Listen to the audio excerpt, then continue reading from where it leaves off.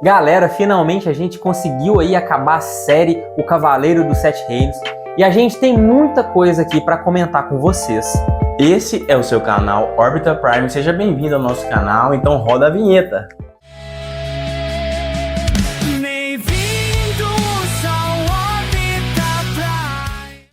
E galera, que final foi esse aí de O Cavaleiro dos Sete Reinos?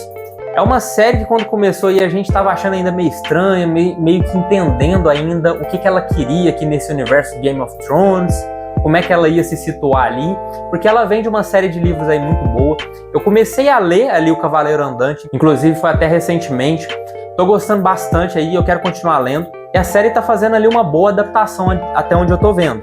Só que dado o momento ali, ela começou a tomar mais uma forma ali, tal, começou a ficar mais interessante, e cada episódio que passava, você ficava cada vez mais empolgado com a jornada do Sir Duncan e do seu fiel escudeiro Egg.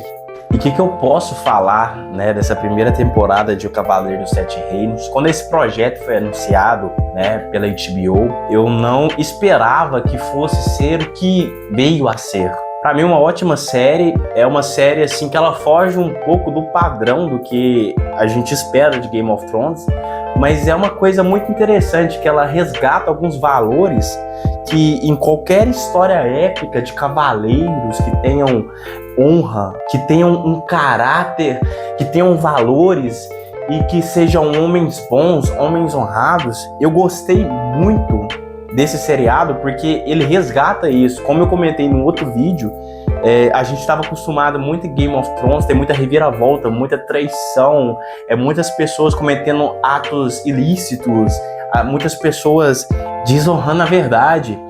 E a gente vê essa história fantástica, né, do Sr. Duncan, e a gente acompanha logo o começo, a gente vê a motivação, a gente vê o sonho que esse rapaz tem de se tornar um cavaleiro honrado. Os detalhes técnicos dessa série me deixam deslumbrado.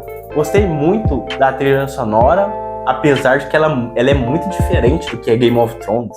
Game of Thrones, a gente tem a trilha feita pelo Ramin Djawadic, né, um aluno aí do grande Hans Zimmer, que ele produz, para mim, a melhor trilha sonora em séries da vida. Já no Cavaleiro dos Sete Reinos, é uma trilha sonora menor um pouco, vamos falar assim, ela não tem tanto arranjos com orquestras ou com grandes composições, é uma coisa mais simples, mas é o que passa também sobre a identidade de quem é o Sr. Duncan, o Alto. Eu também gostei bastante aí do Aerion Targaryen, que esse conflito aí entre ele e o Sr. Duncan, cara, foi sensacional aqui ver isso sendo desenvolvido nessa série. Como é que é um garoto mimado ali, que teve tudo o que quer, que fazia o que quer, né? Um homem ali da realeza, né? Um garoto ali da realeza, e o outro que é um cara humilde, né? Cansado ali, totalmente sobrecarregado, somente querendo ser tratado como alguém decente, né? Somente ali querendo alcançar os seus sonhos. E ele finalmente tem essa oportunidade aqui na série de um jeito muito inusitado, né? Durante uma situação ali em que ele é obrigado a se envolver para salvar a vida de uma pessoa. E nisso daí vem o grande desafio, que é o desafio dos cavaleiros aqui na série. E cara, que combate fantástico que aconteceu aqui. É um combate ali que você vê que ainda há esperança em Game of Thrones, nesse universo. Ainda há pessoas boas, como o Marco Júnior falou. Ainda há pessoas com honra, com caráter. Que mesmo que o mundo todo tá ali, jogando aquelas pessoas contra a parede, jogando o Sr. Duncan contra a parede, espremendo ele com a sua maldade, ele vai lá e mostra justiça de verdade. Ele vai lá e mostra o poder da bondade de verdade. O que é uma honra de verdade. Ser honrado, ser uma pessoa boa, não significa uma pessoa que abaixa a cabeça, mas que sabe lidar com as situações difíceis quando precisa, independente se elas vão usar o seu acolhimento ou a sua força. E é isso que é o Sr. Duncan aqui. A gente carece muito desses personagens hoje em dia, cuja honra, quando é colocada em jogo, ele vai lá e demonstra o porquê o bem deve prevalecer.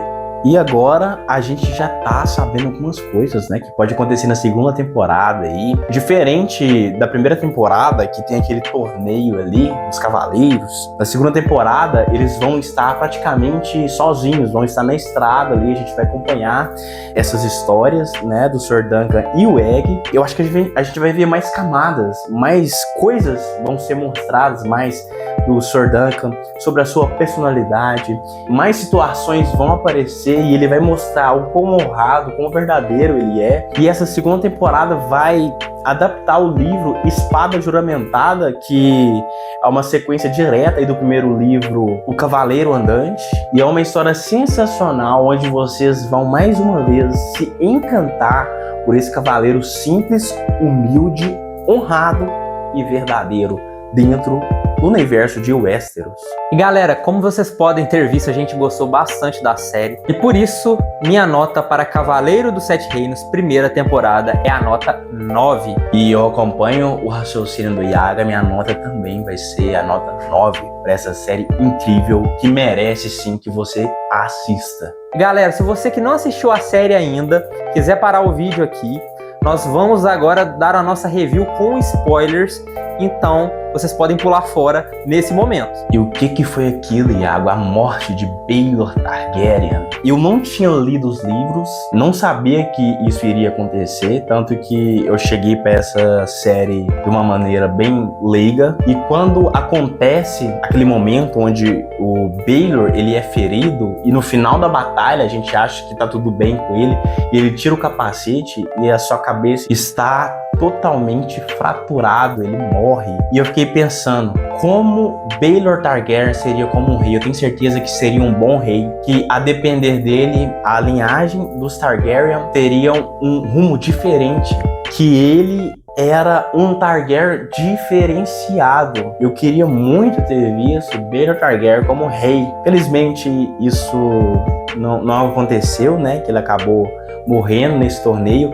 E aí entra uma outra questão que eu vou resumir aqui e passar pro Iago, que é o seguinte: Baelor Targaryen morre, e isso muda completamente no destino da família Targaryen.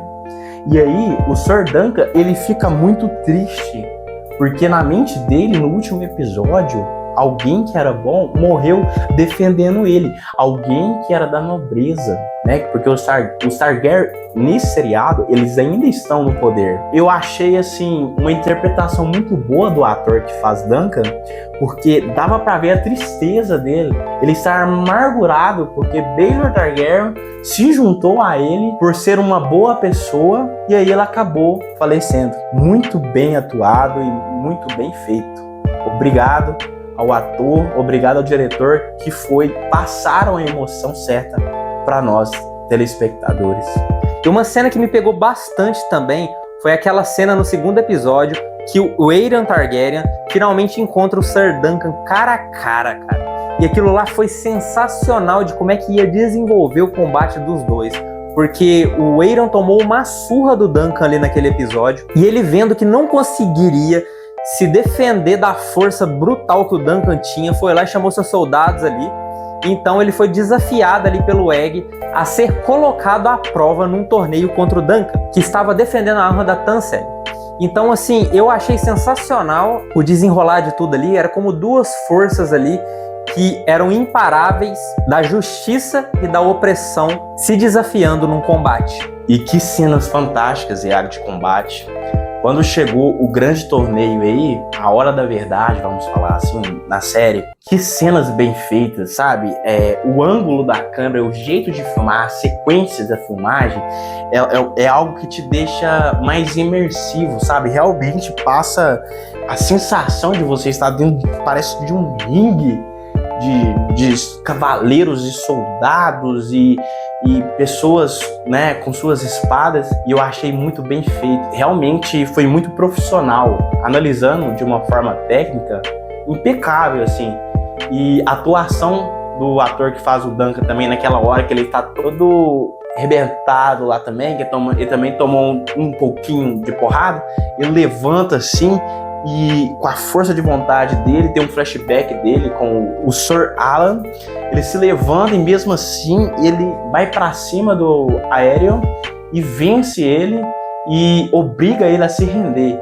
Então, tanto a parte técnica, que é a parte da filmagem, a parte que vai trazer imersão para nós, telespectador, tanto a parte da atuação dos atores aí naquele combate, das coreografias, né, das expressões faciais.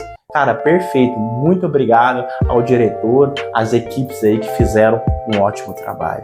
E uma coisa que o Marco Júnior falou sobre esse combate que eu também achei sensacional foi que o Duncan ali já não estava lutando mais com aquela precisão igual antes, né? Ele ali, a partir daquele momento, quando ele briga com o Aerion em combate, é um nobre ali com sua habilidade, demonstrando também a sua opressão sobre o povo ali. O Aerion briga como um verdadeiro tirano, né? Jogando sujo, mas ele não consegue deter a força do Duncan, que a partir daquele momento ele não era um cavaleiro mais habilidoso lutando, era um garoto da Baixada das Pulgas que teve que aprender da pior maneira como sobreviver nas ruas usando a sujeira. Então esse foi o nosso vídeo, pessoal, falando aí, conversando com vocês sobre Cavaleiros dos Sete Reinos, série fantástica. Obrigado, HBO, por essa série e que venha mais tantas temporadas aí, porque eu gostei muito. Só uma coisinha aqui, que agora é Cavaleiro dos Nove Reinos, igual consta no final, eu achei sensacional. Então você que está assistindo o nosso vídeo, você já foi no nosso Instagram? Já segue a gente por lá? Se não, siga-nos pelo Instagram, @OrbitaPrime, e também no TikTok. Nós temos uma conta no TikTok, @TheOrbitaPrime. Muito obrigado por assistir o nosso vídeo, então até a próxima, pessoal. Falou!